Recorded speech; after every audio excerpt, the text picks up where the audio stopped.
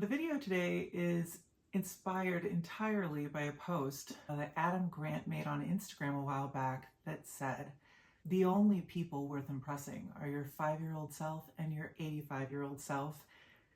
And I loved that idea. Hello and welcome to the Unapologetically Authentic Leadership channel. My name is Brooke. I'm a transformational leadership coach. I do one-on-one coaching, and if you're interested in connecting with me, check out my info in the description box below. 5-year-old me had a wonderful imagination. She had vision. I just knew that I was going to be a leader of people. If I think about what she would be impressed with now, I think I'm there. I think I'm on track. And 13-year-old me decided that I wanted to be president because she believed that, of course, a woman could lead. Yes, president of the United States. I was not dreaming of being a ballerina or a teacher or a nurse or a doctor or even a lawyer. That's before society had put any ideas in my head about what I could and could not do. I was listening to the radio as my parents were driving somewhere and I was in the back seat, and I was listening to challenges that they were trying to address. How the elders in our country were lost. They were the invisible ones that our society didn't know how to deal with, so we pushed them into homes and left them there until the end. And then there were children who desperately needed daycare. Parents that needed to go to work and couldn't afford daycare. So then their family was in a very difficult position. And in my 13-year-old mind, I thought to myself, problem solver that I was, why don't we just find a way to help older seniors connect with children who likely don't have grandparents in their life, who would benefit from spending time with that generation, and give our elderly members of our society purpose again? See their value, because somehow in our society we have stopped valuing wisdom and experience. And who better to make them feel loved and supported and give them good guidance? So at 13, that was me, and I was ready. I was thinking the way to fix that would be to be president. Unfortunately, I think we live in a country where we are not ready for a woman to lead. And I'm not sure if it'll be in my lifetime that we are, which makes me sad. It makes me sad because I believe, as so many others do, and as the research bears out, that women are naturally gifted leaders. We are able to understand interpersonal dynamics and individual needs on a level that far surpasses our male counterparts. And yet, I don't know that we'll ever be given a chance in this country to serve in that way. So 5-year-old me was unscathed by society and thought everything was possible. 13-year-old me wanted to fix everything. 43-year-old me is a little bit disillusioned. My friend used to call it being a disappointed idealist.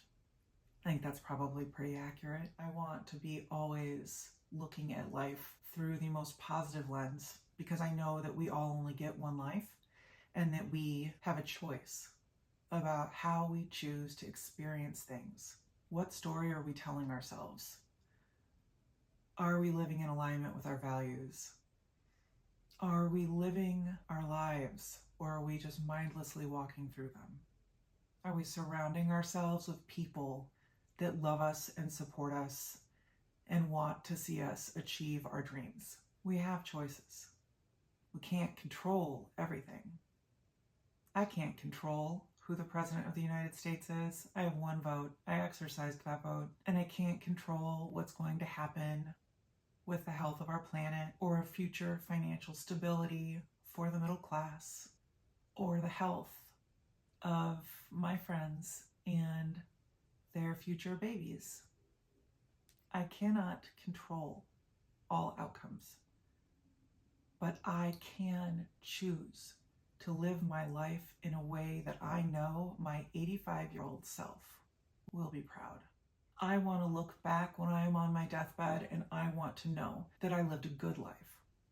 And I was just having a conversation the other day with a fellow coach about how you know when you've lived a good life.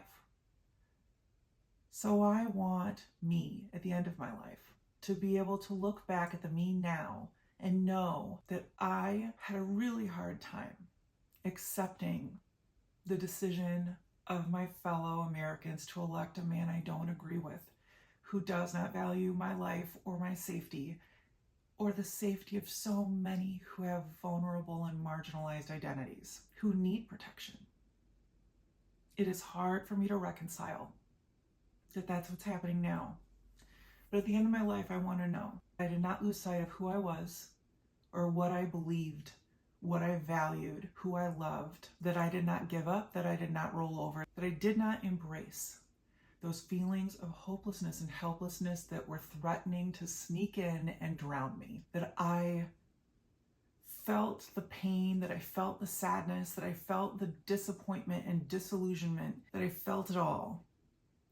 And then I came out the other side stronger than ever, because I know who I am. And I know that the only way to live in a way that I can be proud of myself and the life that I built is to be completely unapologetically authentic. And for some of you, that might be like very cheesy, considering that is the title of my channel, but there's a reason why I chose those words. I have always been who I am in every space that I enter. I do not wear masks. I do not play small. I do not let anyone diminish me or make me apologize for taking up space. I know why I am at the table. I have always been a catalyst for change. It just happens to be that I was that in a work environment. Usually meant that I built systems well, or I created new partnerships, or I brought in money. But there is way more that I can do with that good energy. I can support people like you. I can make the world better, one person at a time. Because whether it is my one-on-one time with you while you are watching this video, or my coaches that I have this personal connection with, it is all me using my strengths and my gifts for good. I was put here on this planet to do good in the world, and that is what I am doing. That is what I am doing here on YouTube. That is what I am doing in my daily life. Because as much as it is hard to understand the motivations and logic of every other human out there, I know that all of us need love and compassion. And the only way to understand each other is to actually be vulnerable, to ask the questions, to have good dialogue, to be curious. And really what that means is that you put your need to be heard second to your need to understand when you are engaging in dialogue with someone who has a different perspective than you. And my older self will want to know that I tried my damnedest, that I got up every day and I tried. And while I was trying to do good in the world, I surrounded myself with love. I had adventures. I experienced everything I could experience. I lived with passion, and I was not fearless, but I was courageous. I loved and uplifted everyone around me.